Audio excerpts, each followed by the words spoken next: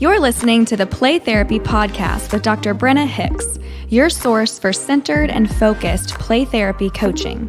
Hi, I'm Dr. Brenna Hicks, the Kid Counselor. This is the Play Therapy Podcast where you get a masterclass in child-centered play therapy and practical support and application for your work with children and their families. In today's episode, I am continuing in the CCPT Mindset series, and we are talking about progress anxiety today. When our discomfort gets in the way of the session due to pressure for progress. So we'll deep dive that in just a second. I just wanted to do a really quick PSA, a little bit of housekeeping, if you will. For those of you that have been considering joining the collective, we are at 200 members now. And it is, for those of you that may not be familiar, it is an online community of CCPTs around the world where we have 2 live weekly Q&A calls. We do discussions and forums and posts, and it's just all things resources and support for CCPTs. So if maybe you feel isolated, if you feel alone, if you feel like you do not have the support or the resources that you would like from supervision, from clinical directors, owners of your practice, whomever, this might be a really helpful place for you to be. So you get a 2-week free trial. If you're interested, please go to ccptcollective.com. We would love to have you. We just hit our 200th member, so something to celebrate for sure. All of you collective folks, thanks for being a part of that. We have so much fun each week. Also, some of you may or may not know that I do a 6-figure play therapist coaching program. It is a year-long coaching program which gives you deep dive into CCPT training as well as private practice business coaching. If you are in private practice and you want to take your practice to the next level, and or if you are thinking about going into private practice in the next 1 to 3 years, 6-figure play therapist is probably a really helpful program for you. I have a couple spots left in the group starting in August. So if you are interested, please go to 6figureplaytherapist.com and you can schedule a discovery call with me. Got a couple more spots, so wanted to make y'all aware. I don't talk about that stuff on the podcast very often, but for those of you that might be interested, just wanted to give you an opportunity to check in. Okay, so let's talk through the CCPT mindset in relation to progress anxiety. We can get sucked into progress pressure, and that becomes inherently a problem if all of a sudden we are starting to think through, where do we need to make more progress? What needs to happen so we can get more progress? We need to do this faster because progress isn't happening quickly enough. All of a sudden now we're at agenda again. This entire series, the word agenda keeps coming back up. Why? Because as soon as there's agenda, we're no longer adherent to the model. And progress pressure absolutely creates deviation. Why does progress anxiety show up? Well, I would argue 3 types of pressure. We have internal pressures, where we are questioning our own efficacy if things aren't happening. We're feeling like we need validation that what we're doing is helpful. We aren't sure if maybe our lack of skills is the problem and it's contributing to why we're not seeing things happening. That's all internal pressure. We are worried because we think that something needs to be different or better or modified in some way. Another type of progress anxiety pressure is school-based. When the teachers want something fixed now, when the principal expects you to, quote, do something with the kid that's flipping desks over, when the expectation is CBT and worksheets and directives and just talk to them about it, that creates anxiety for us because there has to be tangible progress in those terms. Private practice pressure. When people are paying you, they expect results. And their expectations are typically higher because they want to see evidence that this is working. We have higher pressure because they come every week and they pay for it. 30 to 40 weeks is the average. That's a really long time. 3/4 of a year. No one wants to wait 3/4 of a year to see growth and change. So there's pressure there. So it makes sense that we feel these things. Now, I think often many of us can recognize it and curb it, but I think often we don't even realize that those pressures are influencing our thinking, our conversations, our dialogue. I was on coaching calls this week, and someone said, I was talking about an emotional break that took place in one of the shifts, or in one of the sessions, sorry. It was a shift, yes, but it was an emotional break in the session. And I was acknowledging, look, that had been really deep work. There was nurturing and caregiving stuff going on there. And we watched the child need an emotional break. So we went to crafts. And the therapist's response was, is there something that I should have said or done differently to keep her in that nurturing caregiving play? That's an innocent, helpful, thoughtful question. Is there something that I should have done that would have had her stay there? But look at how that's agenda driven. Later in the same coaching call, we were talking about a child wanting to leave the session early.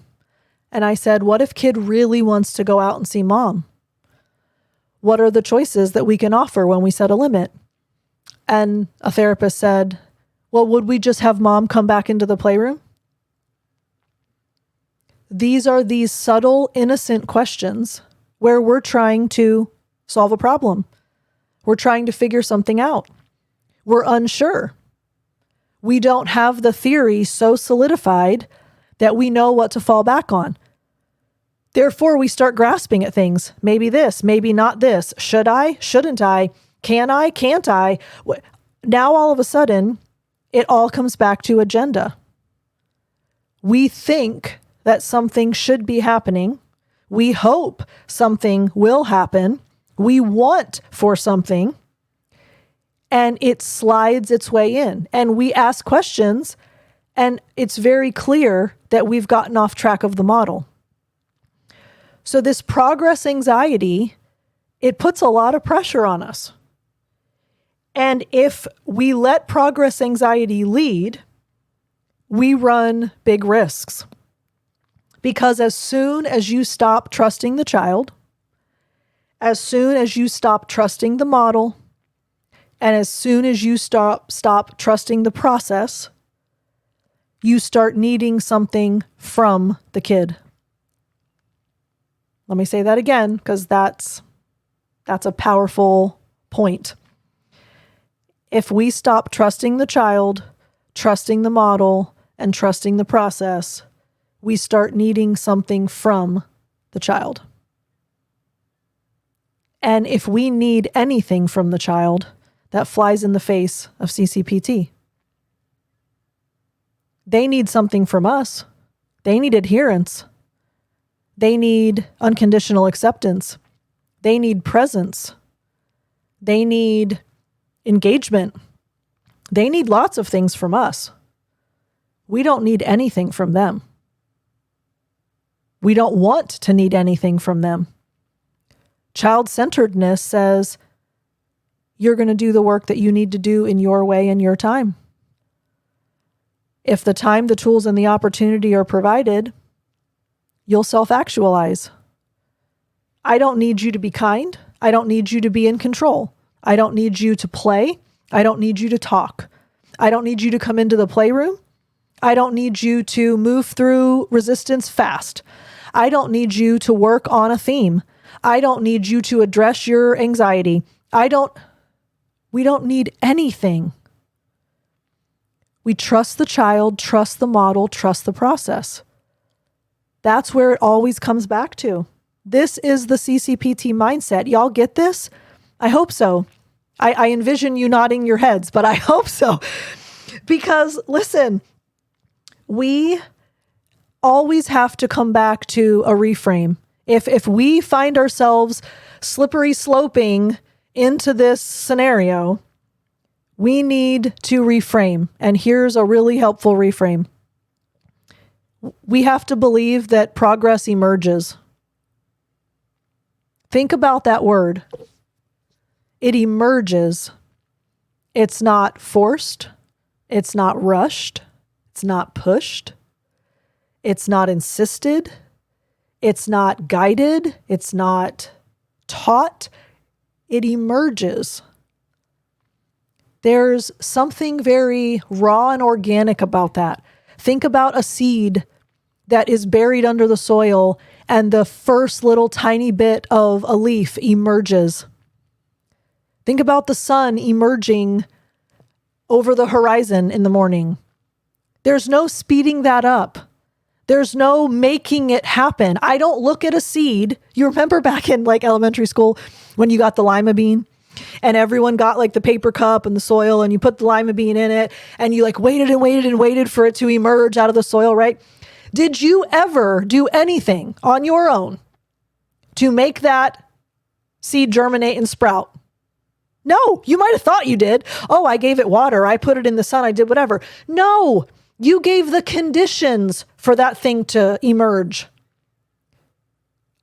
Do you see the parallel here? This was not on my notes. I'm just going rogue here, but this is actually really helpful. My brain, just guides me in random directions sometimes. Look, you provided conditions. It had soil and it had water and it had sun and it had time. That's the relationship and the playroom and the trust in the process. We provide the conditions, but there is not one iota of thing that you did to make that seed emerge from the soil. Not one thing. You didn't pray it to grow. You didn't will it to grow. You didn't think it to grow. You didn't force it to grow. You didn't peel open the sides of the lima beans and grab the leaf and jerk it out of the top. You did nothing. It just emerged. Progress emerges. It is not forced or anything else. We have to keep that in mind. And what does it go back to? I've said this recently, radical trust, radical faith, radical patience, a decentering of ourselves. This is why CCPT is so hard, y'all.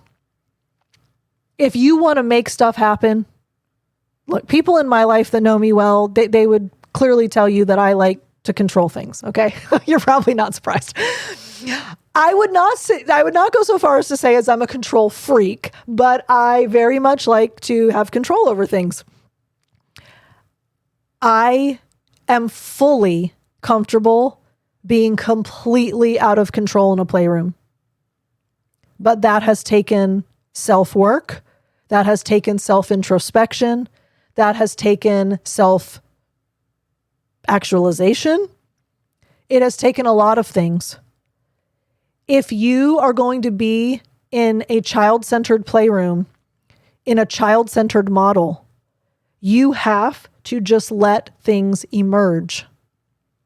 And you should not feel compelled to do anything other than just let it happen.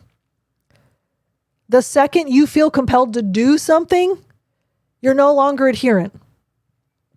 Second thought, when you start to question if what's going on or not going on is about you,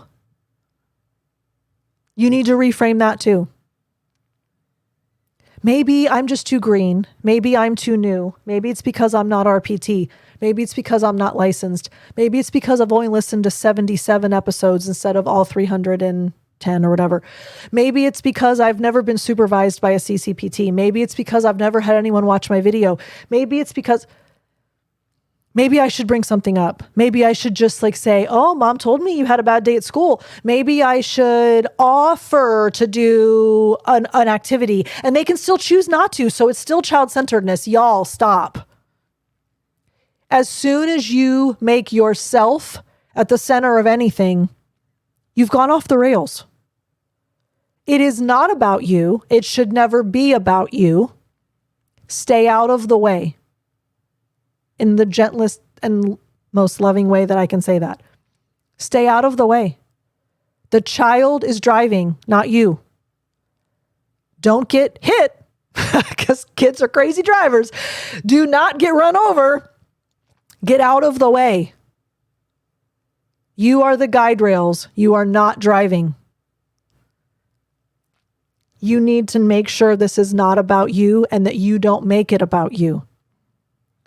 Also, you need to embody the word trust. quick illustration related. I was on a coaching call today, and one of my coaching people said, I have to tell you this story. Kid wouldn't go back to the playroom, lobby session, really chaotic, really whatever. And so the child darts down the hallway, and I had like a couple seconds. So I looked at mom and I said, you need to give me your best impression of a brick wall right now. And I loved it because I was like, you know what? You're essentially in a unique way saying, I need you to just trust what's going on right now. I need you to not react. I need you to not get emotional. I need you to not think. I need you to not, I just need you to be a brick wall right now. Okay. Just trust what's going on. It's all going to be all right. This is what we need to think about when we are facing this progress anxiety. Trust should be the thing that comes up over and over and over again for you. Do you know how many times someone emails me, messages me, is on a collective call, is on a coaching call, interacts with me in any way, shape, or form? This is how the conversation often goes. So I have a question for you, Brenna. Okay, sure. So I think I know what you're going to say, but, and I'm like, okay, if you're going to start with that, then you probably don't need to ask this question, but I indulge the question. And then after they ask whatever it is that they're asking, they usually say something like, and I mean, it's probably just like, trust the process, right? We know it. We just don't believe it and embody it. I can only tell you trust the process 1,797,000 times. I have. I've said it ad nauseum until I'm blue in the face. You all know trust the process, but we don't sometimes. You have to catch yourself feeling the anxiety and the discomfort of progress, and the word that pops into your head needs to be trust. Trust all kinds of things. Trust the process, trust the model, trust the child, trust yourself, trust your skills, trust your competence, trust everything. As soon as you let go, you know what? Trust requires letting go. You know, the whole like trust fall concept. You just blindly fall backwards and you trust someone's going to catch you. You cannot let go if you don't have trust. Let go and fall back on your awareness of the importance of trust.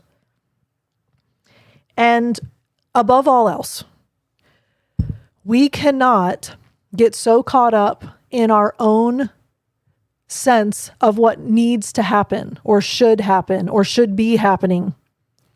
We should be past resistance by now. I should not have had 7 lobby sessions. This kid should have already been playing out dad's death. I mean, I don't know why that hasn't come up yet. This is why all we need is a child's name before we play with them. Because if we didn't have any context, if we didn't know about any of the notes home, if we didn't know about dad's death, if we didn't know about the bad day at school, if we didn't know about the expulsion threats, if we didn't know about the tantrums, about hitting sister, about whatever, if we knew none of that, I don't think we would have as much progress anxiety. We feel that because we know too much. And knowing too much makes us want to do something, fix something, solve something. And other people are expecting that of us too. It's not just that we feel that, we have the external pressures of that. It all comes back to you just need the kid's name and you just remain adherent. It works. We know it works. I've also talked till I'm blue in the face about all of the evidence and efficacy and data that supports this. Guess what we don't have evidence for? When we deviate from the model. That's when you're in dangerous water, y'all. You want to really start to question and doubt and have no idea what's going on? Deviate from the model. If you remain adherent, you should have no progress anxiety. You know it'll happen. You know. We've proven it thousands of times, anecdotally and empirically. We know it works. So you trust. This is the CCPT mindset. Progress anxiety cannot drive your session. Is it uncomfortable at times? Sure. But you say, It might be uncomfortable, but I'm staying out of the way and I'm trusting. And that keeps you in the model and it keeps you adherent.